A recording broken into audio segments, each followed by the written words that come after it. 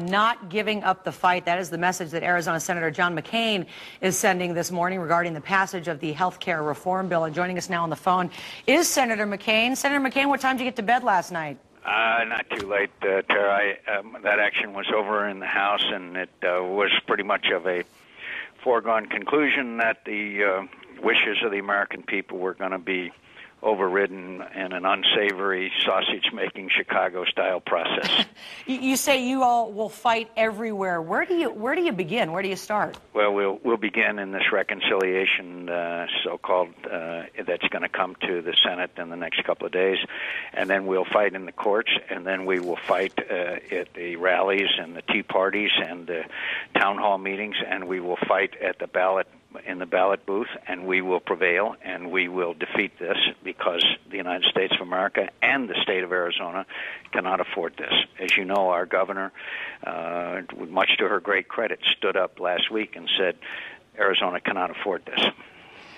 200 Republican amendments in this thing, and I know Nancy Pelosi said this, had bipartisan things contained in it, but obviously you completely disagree. That's just bizarre to say that. We were never included either here or in the House, and I'm deeply disappointed, by the way, in our Democrat members of Congress who voted for this bill when I know that the overwhelming majority of people in Arizona did not want that. That's not what they were elected to do. But look, we were not involved in this except in the most cosmetic fashion, and I've been there from the beginning. Tom DeLay, I was listening to some comments afterwards. Tom DeLay, in my opinion, had some of the strongest things to say. He said, we essentially watched the burning of the Constitution by Democrats. Do you agree? I think that we will test these I think they're significant constitutional questions. I would also point out that, in all due respect, that Congressman DeLay presided over the spending spree that Republicans went on in earmarking and Abramoff scandals that cost us elections. But the point is that this is a direct contradiction to the overwhelming majority opinion of American people.